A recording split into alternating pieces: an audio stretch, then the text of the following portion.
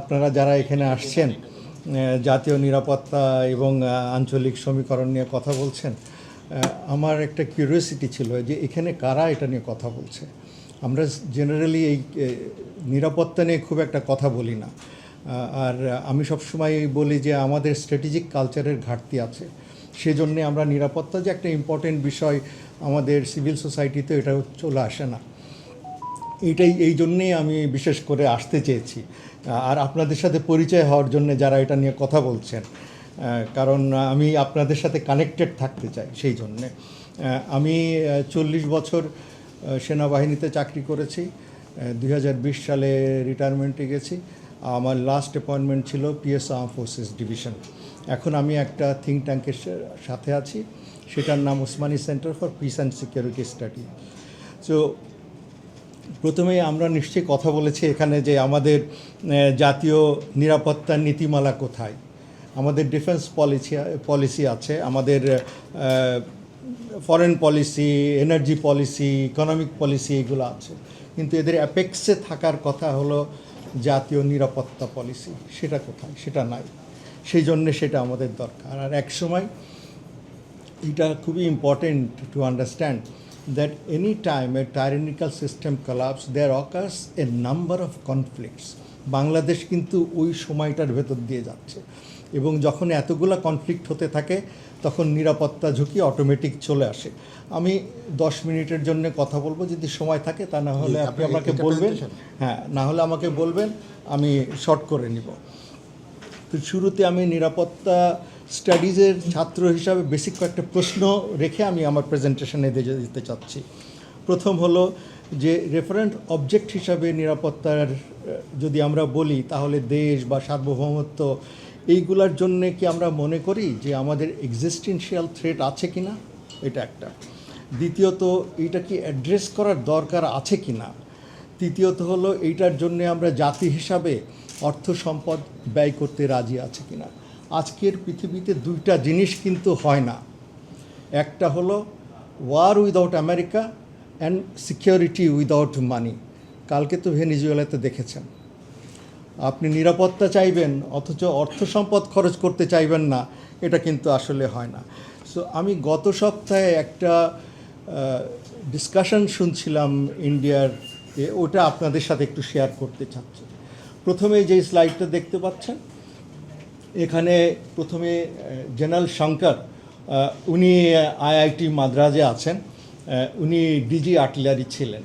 তো উনি যেটা বলতে চাচ্ছেন, বাংলাদেশের ম্যাপটা যদি দেখেন, উনি বলতে চাচ্ছেন এক্সটার্নাল মেসেজিং করে আর লাভ নাই, আমাদেরকে সরাসরি বাংলাদেশকে স্কোয়ারলি ফেস করতে হবে, বাংলাদেশের আলাদা পলিসি থাকতে হবে, বলতে হবে, এবং ফরওয়ার্ড লেনিং মিলিটারি। কী বলতে চাচ্ছেন উপরে যদি ম্যাপটাতে দেখেন, উপরে চোপড়া, ধুবড়ি এবং কিষানগঞ্জ, এই গত 18 মাসের মাঝে কিন্তু ইন্ডিয়া এই আমাদের চিকেন নেকে এই 3টা ক্যান্টনমেন্ট দিয়েছে। গত সপ্তাহে আপনাদের ইস্টার্ন কমান্ডের জিওসি ভিজিট করেছেন ত্রিপুরাতে। ত্রিপুরাতে একটা সেনানিবাস হতে পারে। এখন দেখেন বাংলাদেশের চিকেন নেক হিসাবে ওনারা যেটা বলছেন, এই হলুদ দাগগুলা, এইখান থেকে ওনারা কাট করার জন্যে একটা নীতি নির্ধারণী বিষয়ে কথাবার্তা বলছেন। আর ফরওয়ার্ড পোস্টারিংয়ে যেটা বলছেন, দেখেন একটা ডটেড লাইন আছে। ওনারা যেটা বলতে চাচ্ছেন জেনারেল শঙ্কর, যে ইন্ডিয়ান নিরাপত্তার জন্যে বাংলাদেশের অভ্যন্তরে এই 50 কিলোমিটার জায়গায় যদি এমন কোনো অ্যাক্টিভিটিস হয় যেটা ইন্ডিয়ার জন্যে খারাপ, ওনারা এখানে ইন্টারভিন করবেন, এরকম পলিসির জন্য ওনারা পুশ করছেন। আর ইকোনমিক দিক থেকে ওনারা প্রেশারাইজ করবেন, এবং রিসোর্স নিয়ে, বিশেষ করে পানি নিয়ে ওনারা কথা বলবেন। Next slide please. Okay so এই রিকমেন্ডেশনটা দিচ্ছেন জেনারেল দুশান্ত। জেনারেল দুশান্ত হলো director general centre for land warfare studies. আপনার ডাইনে যদি খেয়াল করেন, গ্রে জোন ওয়ারফেয়ার নিয়ে উনি কথা বলতে চাচ্ছেন, যেটা ইনভলভ করে between war and non war or quasi war টাইমের ভেতরে। সেখানে disinformation, economic coercion, cyber attack and proxy, এইগুলো নিয়ে কথা বলতে চাচ্ছেন। At the end of the day উদ্দেশ্য হলো বাংলাদেশকে ডিস্টাবিলাইজ করা। প্রথমে বামে উপরে যদি দেখেন, উনি ওই গ্রেজনের কথাটাই বলছিলেন, ওটাও বলতে চাচ্ছেন এটা ইন্টেন্সিফাইড করা দরকার, এবং বাংলাদেশের অলরেডি যেই ডিভিশন আছে, আমাদের ভেতরে যে ফাঁকফোকর ভাগ আছে, এটাকে উনি আরও ভাগ করার জন্যে সাজেস্ট করছেন, এবং বিএনপির সাথে এনগেজ হওয়ার জন্য কথা বলছেন। এরপরে বলছেন স্ট্র্যাটেজিক মেসেজিং দেওয়া চায়নাকে, যে ওনারা কীভাবে ইনভলভ হতে চাচ্ছেন সেখানে। ওয়াটার দিয়ে এটা একটা উইপন হিসেবে ব্যবহার করতে চাচ্ছেন। নিচে বাম কোনায় দেখেন গ্রেজন ব্যাটল, এটাকে আরও উচ্চ পর্যায়ে নিয়ে যাওয়া, যদি নর্মাল অ্যাক্টিভিটিসে না হয় তাহলে কোয়াজি মিলিটারি। এর পরেরটা হলো কাইনেটিক, মানে মিলিটারি অপারেশন করা। এবং ফাইনালি উনি যেটা বলতে চাচ্ছেন ডাইনের নিচে, keep options beyond Yunus either through BNP and in the long term son of Sheikh Hasina, এইটা বলতে চাচ্ছেন। Okay, next. আচ্ছা, উনি আরও যেটা বলতে চাচ্ছেন, ওই যে বাংলাদেশের চিকেন নেকগুলো কাট করতে চাচ্ছেন, এখানে সেকেন্ড সেন্টেন্সটা দেখেন, all of them eagerly waiting in line, just begging to get chopped off by India. তার মানে এইগুলা ইন্ডিয়ার দ্বারা কাট হওয়ার জন্য রেডি হয়ে বসে আছে। Next. Not Rangpur, this is wrong. উপরে যেটা বলেছে রংপুর রেডি হয়েছে যাওয়ার জন্য, হ্যাঁ হ্যাঁ, ঠিক নয়। চট্টগ্রাম হইতে পারে না না, এটা ওনাদের কথাবার্তা, বক্তব্য, এটা তো কোনো মতেই ঠিক না। This is the story of the big mouth Indian. হ্যাঁ, এটা ওনাদের কথাবার্তা। ফান মানে থ্যাংক ইউ মাহফুজ ভাই না। For bringing the fun into দি আচ্ছা, ডিসকাশন। না, বাট এটা শুনে, এরা পুরো ভাবতেছে। আচ্ছা, তাদের ভাবনা চিন্তা, আমাদেরও ভাবনা চিন্তা, তাদেরটাও শুনে। ওকে, আচ্ছা, ভাবনা চিন্তা। হ্যাঁ, এই ভদ্রলোক রাজীবের সাথে আমি 1 বছর পড়াশোনা করেছি। He is a strategic thinker.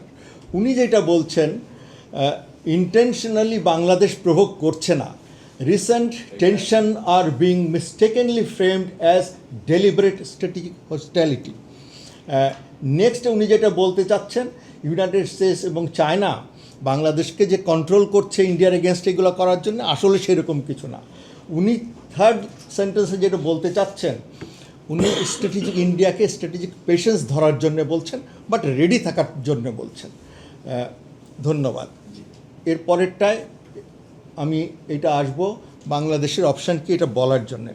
আমি এই যে 3 ভদ্রলোকের দেখালাম, they are part of their strategic community. ওনারা যে কথাগুলো বলছেন, ওনারা কি বলছেন, they are shaping up the mind of intelligentsia, the elite in the polity. এই জন্যে আমাদের এইগুলো জিনিসগুলা জানা দরকার। এইটার মাধ্যমে কি হবে, এরপরে যেটা হবে, শেপিং আপের পরে হয় একটা প্রিলিমিনারি অপারেশন হয়। এই প্রিলিমিনারি অপারেশনের পরে হলো মেজর কাইনেটিক বা মিলিটারি অপারেশন হয়। এই স্টেজগুলো আমাদের জানা দরকার। আমি যদি একটা এক্সাম্পল দিই তাহলে বুঝতে পারবেন। 11 সাল থেকে 15 সাল পর্যন্ত মিয়ানমারে that was a shaping up operation. সেখানে তারা বলতে চেয়েছিল মিনাংলা 11 সালে আসার পরে, that we have some unfinished job to be done, and there by এরপরে আমরা দেখলাম যে রোহিঙ্গাদেরকে ডেমোনাইজ করা হলো, হলো there will be Islamization from the west, মানে বাংলাদেশের সাইড থেকে। এরপরে 16 সালে কিন্তু একটা প্রিলিমিনারি অপারেশন হয়েছিল, সেটাতে ক্লিয়ারিং মায়ু রেঞ্জ, এইটার নাম দিয়ে কিন্তু 16 সালে আপনারা যদি খেয়াল করেন, প্রায় 90,000-এর মতো রোহিঙ্গাদেরকে তারা বাংলাদেশে পাঠিয়েছিল। 2টা কারণে দেখার জন্যে ইন্টারন্যাশনাল কমিউনিটি কী করে আর বাংলাদেশ কী করে। সেখানে তারা বুঝতে পেরেছিল ইন্টারন্যাশনাল কমিউনিটি তাদের কনসার্ন জানিয়েছে, and Bangladesh does not have appetite two response. So এইটার পরে 17 সালে আপনাকে 12 লক্ষ লোক পাঠিয়ে দিয়েছে, আপনি এটা হজম করে নিয়েছেন। মায়ানমার কিন্তু 19 বার আমাদের এয়ার স্পেস ভায়োলেশন করেছে, 10 থেকে 12 বার আমাদের বর্ডার ভায়োলেশন করেছে। আমরা কি করেছি, আমরা ডিপ্লোম্যাটিক্যালি আমরা কমপ্লেন করেছি। International community after certain time এই কমপ্লেনটাকে নেগিং হিসাবে ধরে নেয়। সেই ন্যাগিংটাকে এক সময়ের পরে তারা আর পছন্দ করে না। এটা তোমাদের প্রবলেম, তোমরা রিজলভ করো না কেন। আর এখন আরাকান আর্মি কি করছে, আরাকান আর্মি আমাদের জেলেদের ধরে নিয়ে যাচ্ছে, বর্ডার ক্রস করছে, গোলাগুলি করছে। আমরা রোহিঙ্গাদেরকে সাপোর্ট করছি, আর্ম গ্রুপ করছি, এইভাবে আমাদের এলিগেশন দিচ্ছে। Drug trafficking, arms smuggling, human trafficking এইগুলা করছে এবং আমাদের পার্বত্য চট্টগ্রামে যারা সন্ত্রাসী আছে তাদেরকে সাহায্য করছে। এবার ভূ রাজনীতি নিয়ে দুইটা কথা বলি। একটা হলো Indian ocean is demographic and strategic hub of 21st century. It is predicted that finally the great game will be played in Indian Ocean. আর সেই জন্য আপনি যদি খেয়াল করেন বে অফ বেঙ্গল এবং অ্যারাবিয়ান সি, এই ইন্ডিয়ান ওশানে এই দুইটার অ্যাপেক্সে কারা কারা আছে, যথাক্রমে বে অফ বেঙ্গলের উপরে আছে বাংলাদেশ এবং মিয়ানমার, আর অ্যারাবিয়ান সির উপরে আছে ইরান এবং পাকিস্তান। খেয়াল করে দেখবেন এই চারটা দেশে ইনস্টেবিলিটি, এইগুলা কিন্তু কাকতালীয় না। রিজিয়নাল পাওয়ার, বিগ পাওয়ার ছোট দেশগুলোকে বাগে আনতে আপনাকে তিনটা জিনিস দিয়ে থাকে। বাংলাদেশের সাথে মিলছে কিনা এটা একটু মিলায় দেখেন। 1 নম্বর, they will give you instability. 2 নম্বর, সিকিউরিটি অ্যাংজাইটি। 3 নম্বর, ডেমোক্রেটিক ডেফিসিট। তাহলে আমাদের অপশন কি? এইটা আমাদের অপশন। এখন একটু আপনি আমাকে বলেন এই অপশনের কোনটা আপনি কাজে লাগাতে পারবেন। আমাকে বলবেন এইটা আমরা পারবো, অথবা এই দুইটা আমরা পারবো। এখন দেখা যাক। প্রথমে ডেভেলপিং স্ট্র্যাটেজিক কালচার, এই জার্গনে আমি গেলাম না। লাস্টে দেখেন the culture of speaking truth to the power. এইটা কি আমরা করতে পারি? পারবো? আমি আমার বসকে ট্রুথ টু দ্য পাওয়ার বলতে পারবো? আমরা সে পর্যায়ে আসছি। দ্বিতীয়ত দেখেন, security is far too serious a matter to be left only to politician and the military. এটার বাইরে কি আমরা যেতে পারবো? আমাদের হোল অফ সোসাইটি অ্যাপ্রোচ দরকার। এর পরের যেটা আসছি, developing fierce civil society, apolitical intelligentsia আমরা করতে পারবো। And then unapologetic academic. এখানে একজন অবশ্য আনঅ্যাপোলজেটিক একাডেমিক আছে, 1-2 জন আছেন আপনারা, এই জন্য আমি আসছি। আচ্ছা, দেন develop credible deterrence and exploit advantage of geostrategic location. I hope I had time to explain this. Myanmar কীভাবে তাদের জিও স্ট্র্যাটেজিক লোকেশনকে এক্সপ্লয়েট করেছে, আর আমরা সেটা পারছি না। নেক্সট, পয়জনাস শ্রিম্প সুইজান strategy and pilot fish strategy, এইগুলাতে আমি বাদ দিলাম। এইগুলা তো মিলিটারি জার্গন, এইগুলো বাদ দিলাম। বাট লাস্টেরটা আমরা করতে পারবো কি না? Pick up merits. Can you pick up merits? দুইটা দেশ, ছোট দেশ, they pick up, never mistake in picking up merits. একটা সিঙ্গাপুর, একটা ইসরায়েল। লাস্ট ইজ দ্যাট, এটা আমরা national unity and integrity in the society. Minority যারা আছে, সিএসটি ইস্যুস নিয়ে ইনক্লুসিভিটি আমাদের প্রয়োজন। আমাদের moral high ground, moral ascendancy থাকতে হবে, তা না হলে will be further divided. Thank you.